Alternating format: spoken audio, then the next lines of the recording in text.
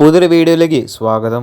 ആദ്യത്തെ വാർത്ത ചെന്നൈ എഫ് സിയുമായിട്ട് ബന്ധപ്പെട്ട ഒരു അപ്ഡേറ്റ് ആണ്. അടുത്ത സീസണിലേക്ക് വേണ്ടി മികച്ച താരങ്ങളെ തന്നെയാണ് ചെന്നൈ എഫ് സി ഇപ്പോൾ സൈൻ ചെയ്തിരിക്കുന്നത്. ഇതിനോടകം തന്നെ മികച്ച സ്ട്രൈക്കർമാരിൽ ഒരാളായിട്ടുള്ള ഡാനിയൽ ചിമയുടെ signing Chennai F C complete ആക്കിയിട്ടുണ്ടായിരുന്നു. ക്ലബ്ബ് തന്നെ ഇത് ഒഫീഷ്യലായിട്ട് അറിയിച്ചിട്ടുണ്ടായിരുന്നു. ഇപ്പോഴത്തെ കഴിഞ്ഞ സീസണിൽ പഞ്ചാബ് എഫ് സിയുടെ സ്ട്രൈക്കർ ആയിരുന്ന വിൽമറിനെയും കൂടി ടീമിലേക്ക് എത്തിച്ചിരിക്കുകയാണ് Chennai F C. Chennai F C ഇപ്പോൾ മികച്ച 2 സ്ട്രൈക്കർമാരെയാണ് ടീമിലേക്ക് എത്തിച്ചിരിക്കുന്നത്. എന്തായാലും അടുത്ത സീസണിൽ ചെന്നൈ എഫ് സിയുടെ അറ്റാക്കിംഗ് കൂടുതൽ ശക്തമാകുമെന്ന കാര്യം ഉറപ്പാണ്.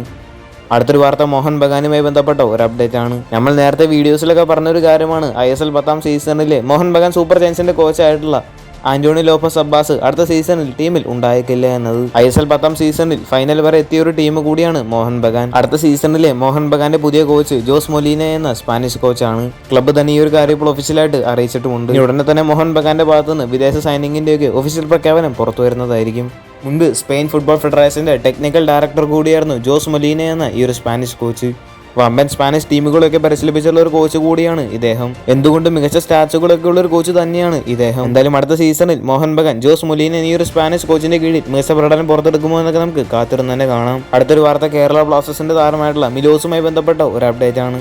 കേരള ബ്ലാസ്റ്റേഴ്സ് ടീമിലെ ഡിഫൻഡർ ആയിരുന്ന മാർക്കോ ലെസ്കോവിച്ച് ക്ലബ്ബ് വിട്ടു പോയിട്ടുണ്ടായിരുന്നു. കേരള ബ്ലാസ്റ്റേഴ്സ് ഫാൻസിന്റെ ഒരു സംശയമാണ് അടുത്ത സീസണിൽ മിലോസ് ഡ്രിൻസിച്ച് കേരള ബ്ലാസ്റ്റേഴ്സ് ടീമിൽ ഉണ്ടായേക്കുമോ എന്നുള്ളത്. ഇപ്പോൾ ഫുട്ബോൾ എക്സ്ക്ലൂസീവ് എന്ന പേജ് മിലോസുമായി ബന്ധപ്പെട്ട ഒരു അപ്ഡേറ്റ് പുറത്തുവിട്ടിട്ടുണ്ട്.